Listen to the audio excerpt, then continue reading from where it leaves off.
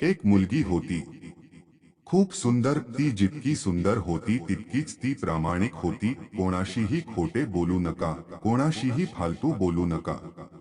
फक्त आपल्या स्वतःच्या व्यवसायात लक्ष द्या. त्याच वर्गात एक मुलगा होता. तो तिच्यावर खूप प्रेम करत होता. तो मुलगा अनेकदा त्याच्याकडून छोटी छोटी कामे करायचा. त्या बदल्यात मुलीने हसून आभार मानले तेव्हा त्या मुलाच्या आनंदाला पारावार उरला नाही. एकेकाळी दोघेही एकत्र घरी जात होते. त्यानंतर जोरदार पाऊस सुरू झाला. दोघींना एका झाडाखाली थांबावं लागलं. झाड खूप लहान होतं. त्यातून पावसाचे थेंब टपकत होते. अशा परिस्थितीत पाऊस टाळण्यासाठी दोघेही एकमेकांच्या अगदी जवळ आले. मुलीला इतकं जवळ पाहून मुलाला आपल्या भावनांवर ताबा ठेवता आला नाही. त्याच्या मुलीला प्रपोज केले. मुलीलाही तो तिच्या मनात हवा होता. त्यामुळे तिनेही होकार दिला आणि अशा प्रकारे दोघांचे प्रेम वाढू लागले. एकदा तर मुलगी त्याच झाडाखाली मुलाची वाट पाहत होती. मुलगा खूप उशिरा आला. त्याला पाहून मुलगी रागाने म्हणाली, एवढ्या उशिरा का आलास? मी माझा जीव गमावला होता. हे ऐकून तो मुलगा म्हणाला, प्रिये, तुझ्यापासून दूर कुठे गेलो? मी फक्त तुझ्या हृदयात राहतो.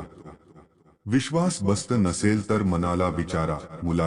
मुलीचे हे प्रेमळ बोलणे ऐकून राग विसरून तिने धावत जाऊन त्या मुलाला मिठी मारली. एके दिवशी दोघेही एकाच झाडाखाली बसून बोलत होते. मुलगी झाडाच्या आधारावर बसली होती आणि मुलगा तिच्या मांडीवर डोकं ठेवून झोपला होता. म्हणूनच ती मुलगी म्हणाली, डार्लिंग, आता मी तुझे माझ्यापासून वेगळे होणे सहन करू शकत नाही. तुझ्याशिवाय एक क्षण सुद्धा मला 100 वर्षांचा वाटतो. तू माझ्याशी लग्न कर, नाहीतर मी मरेन. त्या मुलाने पटकन मुलीच्या तोंडावर हात ठेवला आणि म्हणाला, माय डिअर, असं बोलू नकोस. तुला काही झालं तर मी जिवंत कसा राहणार? मग त्याने काहीतरी विचार केला आणि म्हणाला, काळजी करू नका, मी लवकरच माझ्या घरच्यांशी बोलेन. हळूहळू बराच वेळ निघून गेला. फक्त एका दिवसाची बाब आहे. दोघेही एकाच झाडाखाली बसले होते. त्यावेळी मुलाचा चेहरा खाली उतरला होता. मुलीने विचारले असता तो रडून म्हणाला, प्रिये, मी माझ्या घरच्यांना खूप समजावले, पण ते आमच्या लग्नाला तयार नाही.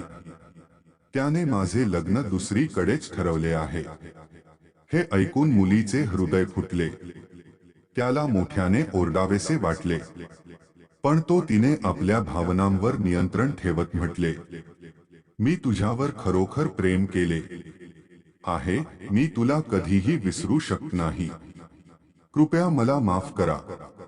मुलगा हळूवारपणे म्हणाला, बाय द वे, तुमची इच्छा असेल तर आतापासून आपण चांगले मित्र होऊ शकतो. हे ऐकून मुलगी जोर जोरात रडू लागली. मुलाने तिला समजावले आणि दोघेही रडत आपल्या घरी गेले. काही वेळातच मुलाच्या लग्नाचा दिवस आला.